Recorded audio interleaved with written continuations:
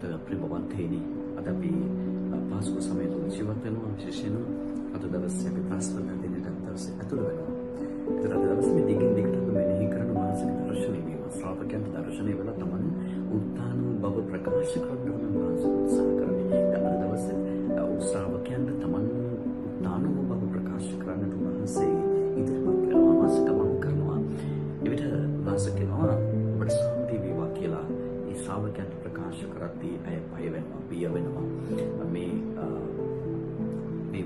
අවතාරකයයි කියලා උන් හිතාගෙන විවිධ දේවල් ප්‍රකාශ කරමින් විශ්වාස කරන්නට බැරි වෙනවා. උනාසකලා ඇවිල්ලා බලන්න මම තමයි එදා ඔබට වසමක හිටපු ප්‍රාතිහාර්ය කරපු දේව වචනේ පහදා දුන්නු ස්වාමීන් වහන්සේ බව රහස ප්‍රකාශ කරද්දී මේ දේ විශ්වාස කරන්නට ශ්‍රාවකයන්ට බැරි වුණා.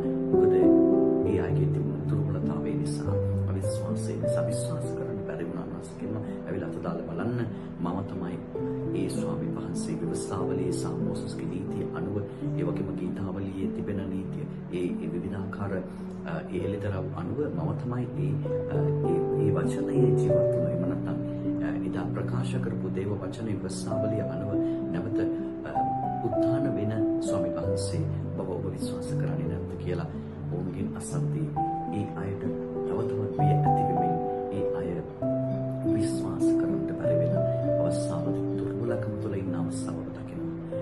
අපේ මොකද මගේ ජීවිතය තුළ ස්වාමීන් වහන්සේ කොච්චරනම් ඔබට මට කතා කරත් ඔබට මට දේවල් කරත් ප්‍රාතිහාර්යයන් කරත් ඒ වගේම කොච්චරනම් වාසේ ආදරය කරත් අනුකම්පාව දැක්වත් ඒ ආදරය අනුකම්පාව අපිට සදා කාලයකටම තියාගන්න බෑ. ඒ වගේ විශ්වාස කරන්න බැරි වෙන ජනතාවක් අපි දවසින් දවස අපේ තියෙන මතිමතාන්තර නිසා ඒ වගේම අපි හිතාගෙන ඉන්න දේවල් අපිට ලැබෙන්නේ නැතිකොට අපි මොකද කරන්නේ? මේ වගේ අපිට අවිශ්වාසය ඇති වෙන්න පුළුවන්, බය ඇති වෙන්න පුළුවන්. අපිට ස්වාමීන් වහන්සේ මේ දේ කරයිද?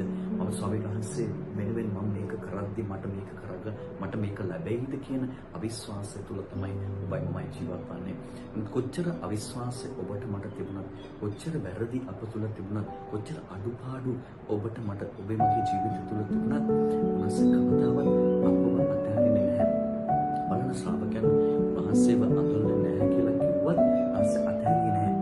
උන් සමග ගමන් කරා විවිධ දර්ශනයන් තුලින් උන්වහන්සේ උත්සාහ කරා නැවත ඒ අයගේ ජීවිත උඩ දාන්න.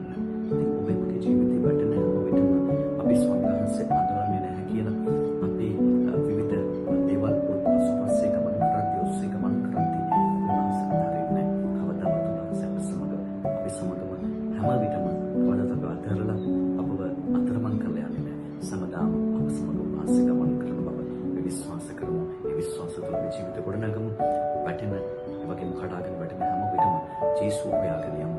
ජේසුස් අපිට ප්‍රාර්ථනා කරන බව විශ්වාස කරමින් වහන්සේගේ වචනය අනුව ජීවත්